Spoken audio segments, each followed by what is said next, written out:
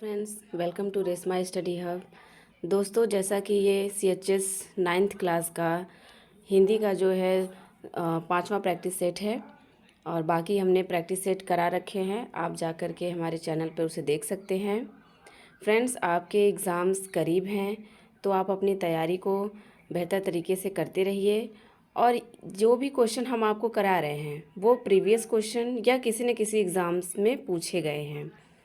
तो आप ऐसा कभी मत समझिएगा कि ये जितने भी प्रैक्टिस सेट है आप उन्हें देखेंगे आपका समय बर्बाद होगा, ऐसा कुछ नहीं है। आप अगर इन प्रैक्टिस सेट को 10 मिनट भी समय निकाल के देख रहे हैं तो ये वीडियो आपके एग्ज़ाम के समय आपकी काफ़ी हेल्प करेगी। तो फ्रेंड्स, आज का जो हमारा पहला क्वेश्चन है, ओ औ किस प्रकार के वर्ड हैं? जो स्वर हैं ये किसके अंतर्गत आते हैं? पहला ऑप्शन है तालव्य, दूसरा मूर्धन्य, तीसरा दंतोष्ठ्य, चौथा कंठोष्ठ्य।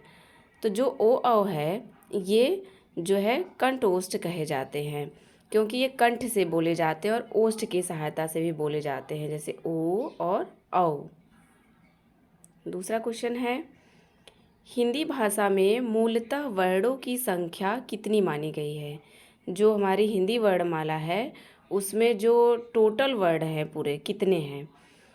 तो कभी आपने देखा होगा कहीं 33 होता है, 44 दे दिया होता है, तो 52 होता है। तो जो मूलतः अगर ऑल ओवर की बात की जाए तो टोटल जो है आपके 52 होते हैं और 33 तो आपके व्यंजन होते हैं और जिसमें स्वर, व्यंजन, अयोग, वाह, बाकी सभी चीज़ें इंक्लूड हो जाती हैं, द्वित्व व्यंजन, सभी प्रकार के व्यंजन आ जाते हैं। तो ऑल ओवर को मिला करके 52 वर्णमाला हैं।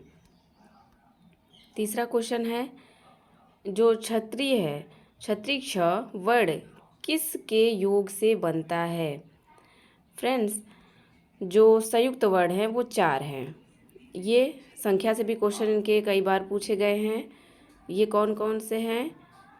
क्ष, त्र, ज्ञ और श्र।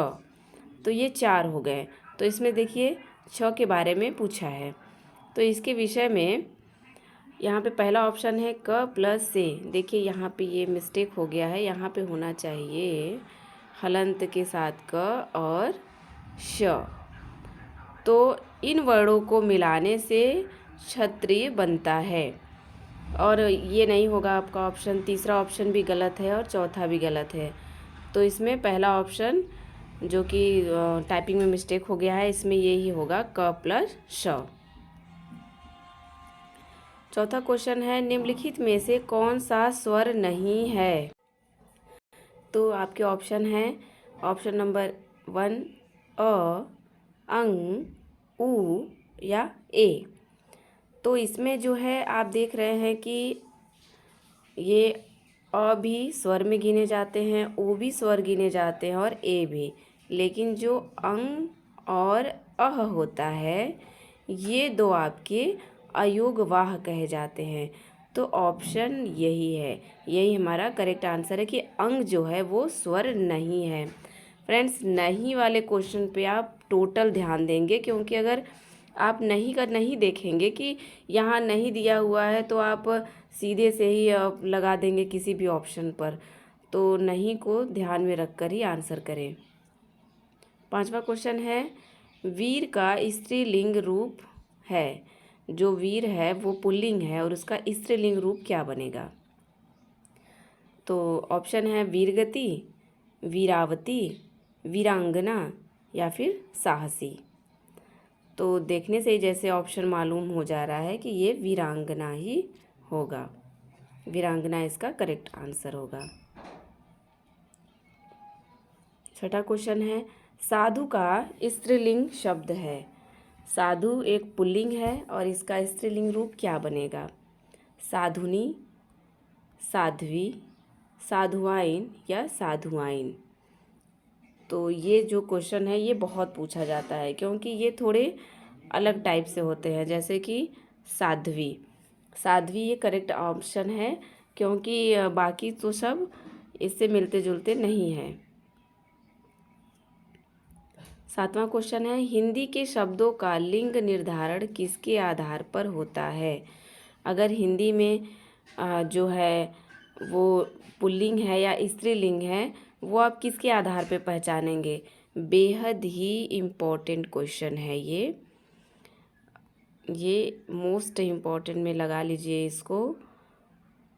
जो प्रत्यय से, संज्ञा से, क्रिया से या सर्वनाम से, तो क्रिया के द्वारा ही हम इसे डिफाइन कर पाते हैं कि ये पुल्लिंग है या स्त्रीलिंग है। किस प्रकार से? जैसे कि वह खाती है या वह खाता है, एग्जाम्पल के तौर पे मान लीजिए। तो जो लास्ट में ती है, खाती है, वो ये बताता है कि ये जो वह है वो स्त्रीलिंग है, और वो खाता है वो बताता है कि जो वह है वो पुल्लिंग है। तो क्रिया के द्वारा हम इसे समझ सकते हैं कि ये पुल्लिंग है या स्त्रीलिंग। 8वां क्वेश्चन है, पेड़ पर पक्षी बैठे हैं। इस वाक्य में पेड़ पर पद में कौन सा कारक है? अब देखिए इसमें कारक के विषय में पूछा है। तो पेड़ पर आप देख रहे हैं यहाँ कारक चिन्ह लगा हुआ है पर। तो पर में से आप एक में, पर, अगर ये चिन्ह जहाँ होते हैं वहाँ अधिकरण कारक होता है। सर्वनाम। 9वां क्वेश्चन है, सर्वनाम के कितने भेद हैं? तो सर्वनाम के 4, 5, 6 या 7। तो आपने पढ़ा है 6 प्रकार के होते हैं सर्वनाम। देखिए संख्या आपको टोटल याद होनी चाहिए, चाहे वो संज्ञा का हो, सर्वनाम, क्रिया, विशेषण, किसी से भी आपको ये क्वेश्चन आ सकते हैं। 10वां क्वेश्चन है, निश्चयात्मक सर्वनाम कौन सा है? जिससे निश्चय हो, ऐसा कौन सा इसमें सर्वनाम है? क्या, कुछ, कौन या यह? तो इन तीनों से हमें बोध नहीं होता निश्चितता का कि ये कोई वस्तु निश्चित है। लेकिन अगर हम कहें यह मेरा घर है, तो यह जो इंडिकेट करता है ये निश्चयवाचक सर्वनाम है। 11वां क्वेश्चन है, निम्न में सर्वनाम शब्द कौन सा है? इसमें भी आपको सर्वनाम के विषय में बताना है कि सर्वनाम शब्द कौन सा है। नींद, रोग, सफाई या कौन? तो इसमें जो कौन है ये सर्वनाम है। 12वां क्वेश्चन है, कोई आ रहा है। वाक्य में जो कोई है किस प्रकार का सर्वनाम है? यह एक प्रकार का अनिश्चयवाचक सर्वनाम है। 13वां है, जो करेगा सो भरेगा। तो आप यहाँ पर कुछ वर्ड देख रहे हैं, जैसे जो और सो, जैसा, वैसा। तो ये जिसकी, उसकी, ये शब्द क्या बताते हैं? ये एक वाक्य का दूसरे वाक्य से संबंध बताते हैं। तो ये कौन सा सर्वनाम है? ये संबंधवाचक सर्वनाम है। क्योंकि देखिए, जो करेगा वो भरेगा, जैसी करनी वैसी भरनी, जिसकी लाठी उसकी भैंस। अगर इस टाइप के आपको कुछ भी परीक्षा में आए तो आप उसे संबंधवाचक सर्वनाम मानेंगे। 14वां क्वेश्चन है, मनोविज्ञान में कौन सी संधि है? बहुत ही इम्पोर्टेंट क्वेश्चन। मनोविज्ञान, आपके ऑप्शन है, देखिए, व्यंजन संधि, विसर्ग संधि, यहाँ विसर्ग के जगह डॉट हो गया है, यहाँ विसर्ग होगा, दीर्घ संधि या गुण संधि। देखिए सबसे पहले हम इसका विच्छेद करते हैं।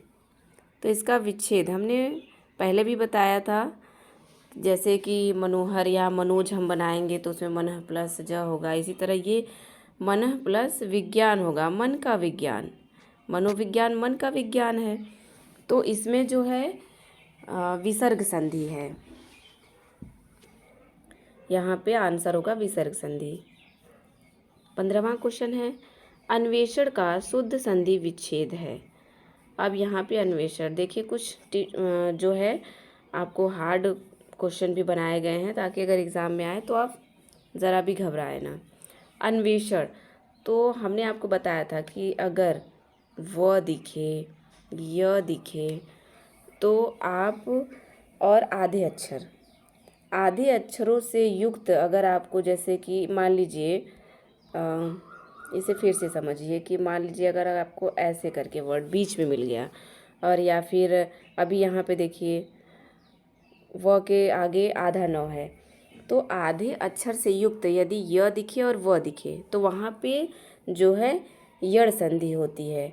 लेकिन यहाँ पे संधि के विषय में नहीं पूछा है, यहाँ पे इसके विच्छेद के बारे में पूछा है कि इसका शुद्ध विच्छेद क्या है। तो इसका जो व है वो ऊ में बदल जाता है, ऊ यानी मात्रा में, और वो मात्रा न पे लग जाएगी तो क्या हो जाएगा, अनु प्लस। तो यहाँ इसमें आप देख लीजिए करेक्शन के माध्यम से और रिजेक्शन दोनों के माध्यम से आप क्वेश्चन को सही कर सकते हैं। तो यहाँ अनु है, नहीं है, दूसरे ऑप्शन में अनु है, नहीं है। अब तीसरा और चौथा दोनों में अनु है, दोनों में अनु है, लेकिन फिर आप कैसे करेंगे इसको, ये तो आपके रिजेक्ट हो गए।